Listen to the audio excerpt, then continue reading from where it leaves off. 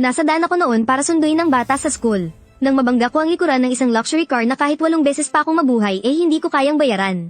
Natataranta kong tinanggal ang seatbelt ko, at bumaba para harapin ang hatol ng tadhana. Dahan-daang bumukas ang pinto ng kotse sa unahan. Pagkakit ako sa taong bumaba, biglang kumabog ng matindi ang dibdib ko. Si Han Xiaoyan. Naging kami ng 3 taon ng college. Ang ex-girlfriend ko na basta ko nalang hiniwalayan noon. Malamig pa rin ang mga titig niya. Pero nawala na yung pagka-inosente niya noong dalagita pa siya. May kakaibang ngiti sa mga labi ni Han Xiaoyan, yung parang ngiting ng asar. Tiningnan muna niya ako, bago sumulyap sa sticker ng kotse ko. Jiang Chi. Ang tagal nating hindi nagkita. Ang unique naman ng pang-welcome gift mo. Ibinuka ko ang bibig ko, pero walang lumabas na boses. May 2 option ka para magbayad. Una, bayaran mo ako ng cash, para sa repair at sa abala ko. Sa rough estimate, aabot ito sa ganitong halaga. Ay, 1 milyon. Oo. Pangalawa, magtrabaho ka sa kumpanya ko ng 3 buwan pambayad utang. Ang sweldo mo ay iba-base sa market rate. Kapag bayad na ang utang mo, quits na tayo. 1 milyon. Kahit ibenta ko pa ang sarili ko, hindi aabot ng ganun kalaki yun. Option 2 na lang, Tito. Ibenta mo na ang sarili mo para may salba ang pamilya, kaya makalipas ang 3 araw. Nakatayo ako ngayon sa CBD. Wala lang nakatingala sa Menghai Technology Building. Dati, naniniwala akong mas mahalaga ang kalayaan kaysa sa mismong buhay ko. Pero heto ako ngayon, papasok dito para magbayad ng utang. Hello po, sir. Sino po ang hinahanap nila? Kakausapin ko sana si Ma'am Han. May appointment po ba kayo? Siguro, parang ganun na nga. Biglang naging sobrang profesional ang mukha ng babae sa front desk. Boss Han, nandito na po si Mr. Jiang, yung may appointment sa inyo. Paakyatin mo siya.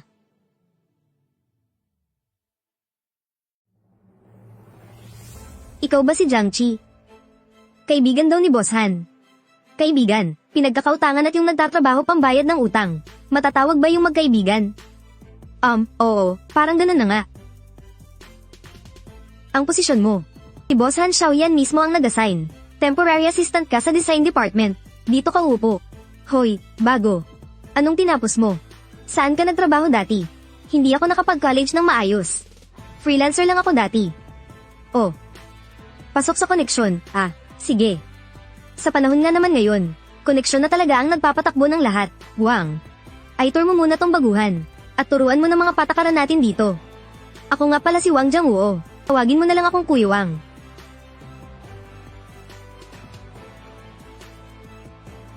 Kakapasok mo lang, na-bad trip mo na agad si Supervisor Zhang. Paborito pa naman yan ni Boss Han. Paano ko ba to ipapaliwanag? Sasabihin ko bang binangga ko ang magarang kotse ng Boss Han Xiaoyan nyo? Hi. Mahabang kwento, Mag-ingat ka na lang simula ngayon. Pakitid ang utak niyang si Zhang Wei. Paborito niyang paginitan ng mga baguhan. Pagbalik ko sa pwesto ko, hindi pa nga ako nakakaupo ng maayos. May isang salansan na ng mga papeles ang padubog na binagsak sa harapan ko. Hoy, baguhan, huwag kang tumunganga dyan. Ayusin mo tong mga market data na to. Tapos gawan mo ng PPT presentation. Ibigay mo sa akin bago mag-uwian. Gusto ko malinaw, maganda, at nandoon ang mga mahalagang punto. Kung hindi mo kaya, pwede mo pang sabihin ngayon. Kaya naman to ng kahit sino. Ano? Nahihirapan ka ba? Walang problema. PPT lang naman yan, di ba? Akala mo ba, nakatunganga lang ako nitong mga nakaraang taon? Kakagawa ko lang ng bagong blankong presentation. Nang lumapit sa akin si Liu Feifei, hindi kalakasan ng boses niya. Pero rinig na rinig yun sa biglang tumahimik na opisina. Sabi ni Boss Han, pumunta ka raw ngayon din. Sa opisina niya. Sa isang iglap, karamdam ko, lahat ng mga nakayukong. Ulo na abala sa trabaho ay sabay-sabay na umangat. At lahat ng tingin nila ay nakatutok sa akin. Ang mayabang na ngiti, sa mukha ni Zhang Wei ay biglang nanigas. Tumayo ako, at habang nakatingin silang lahat, binuksan ko ang pinto ng opisina ni Han Xiaoyan. Napakalawak ng opisina niya. Pero kasing lamig ng isang palasyong gawa sa salamin. Bagay na bagay sa aura niya ngayon. Nakaupo ng tuwid si Han Xiaoyan sa likod ng malaking silya. Seryosong nagbabasa ng mga dokumento. Hindi man lang niya ako tinapunan ng tingin. Nandito ka na. Ayos na ang kotse. Pinadala ko na sa cellphone mo ang listahan ng mga nasira. 86 lahat. Kung matatapos mo ang mga proyektong ito sa loob ng 3 buwan. Sapat na ang bonus mo para mabayaran yun. Dito na siya dahan-daang nagangat ng tingin. Sa malamig niyang mga mata, may nakatagong bahagyang pagkadismaya. Jiang Chi, hindi ba't binalaan na kita? Na huwag ka nang magpapakita sa akin kahit kailan. Mukhang pumasok lang sa isang tainga mo at lumabas sa kabila. Kung hindi lang sana para sa ate ko at sa cute kong pamangkin. Matagal na sana akong lumayas dito. Boss Han, aksidente lang po talaga iyon. Hindi ko po sinadyang abalahin kayo. Aksidente. Nakita ko, nagmamaneho ka pa ng sasakyang pangsundo. At may kasama ka pang bata. Tinitigin niya ang mukha ko, na hindi mababakasan ng kahit na anong emosyon ng boses. Mukhang nitong mga nakaraang taon, napakaganda ng naging buhay mo, ah. Nagkapamilya ka na pala. Napagkamalan ba niyang anak ko ang pamangkin ko? Opo. Nasa kindergarten na po ang anak ko. Ang kaunting kinang sa mga mata ni Han Xiaoyan, ay biglang naglaho, mabuti kung ganoon. Ang pinakamalaking proyekto ng kumpanya para sa susunod na quarter, ang inisyal na proposal ng Dreammaker Project. Kunin mo at pag-aralan, bukas na bukas din ng umaga. Gusto kong makita ang evaluation report. Kinuha ko ang flash drive na may kaunti pang init mula sa mga daliri niya. At biglang bumigat ang dibdib ko. Boss Han, labag po ito sa patakaran. Baguhan lang po ako. Patakaran. Kung anong iutos ko, gawin mo. Kapag pumalpak ka rito, ay dadagdag ko yan sa babayaran mong utang. Habang nakakuyom ang kamay ko sa mabigat na responsibilidad na iyon, ay lumabas na ako ng opisina. Anong pinag-usapan niyo ni Boss Han? Wala naman, may mga binilin lang siyang konti. May binilin lang. Para saan yung flash drive na yan? Bigay ba yan ni Boss Han? Oo, mga reference materials lang, para pag-aralan ko raw. Biglang nagiba ang timpla ng mukha niya, at bigla na lang niyang inabot iyon. Hinablat niya bigla ang USB, at tumalikod para isaksak ito sa sarili niyang computer. Bakit sa'yo napunta ang proyektong to? Ikaw. Jiang Qi.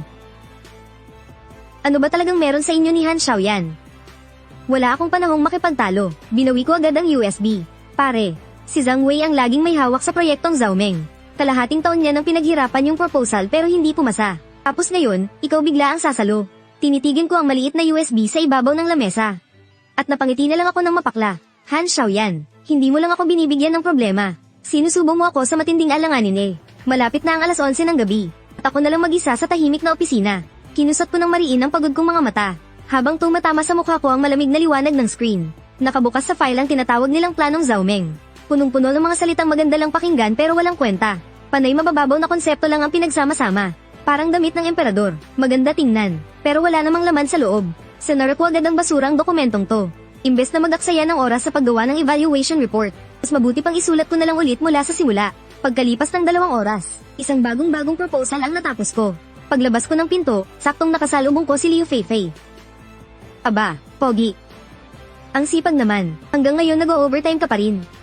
Naghahanap buhay lang, mahirap ang buhay eh. Special treatment ka ba kay Han Xiaoyan ngayon?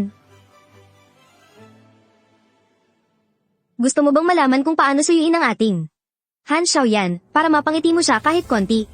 Wala akong interes. Ang manhid mo naman, para kang tuod. Kung may problema ka na di mo kayang ayusin sa susunod, lapitan mo lang ako. Tungkol naman sa consultation fee, libre na para sa'yo. Napakasimple ng business card. Pangalan at isang pribadong numero lang ang nakalagay.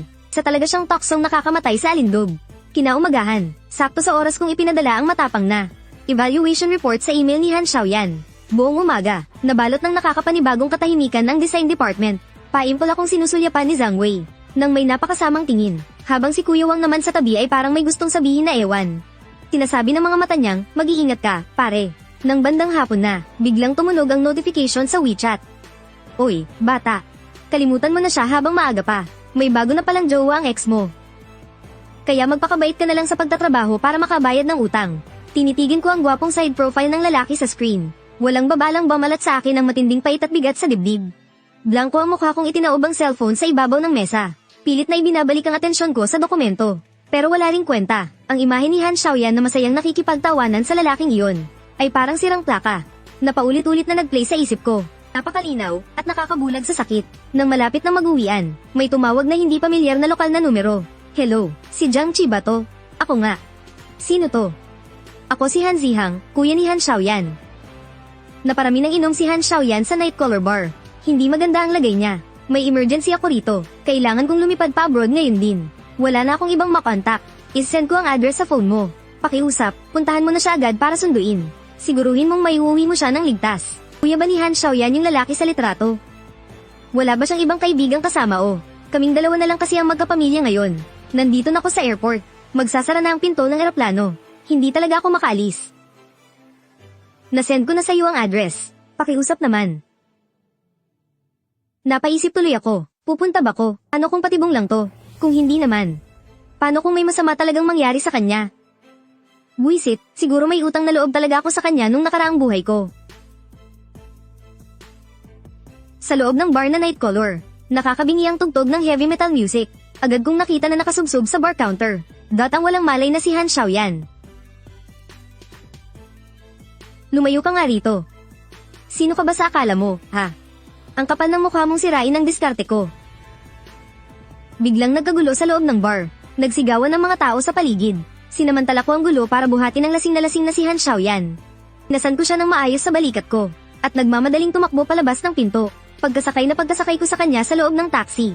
Bahagyang iminulat ni Han Xiaoyan ang mga lasing niyang mata. Pagulong at hindi maintindihang sinabi niya ang isang address. Hindi ako makapaniwala, yun pala yung apartment noong college pa kami.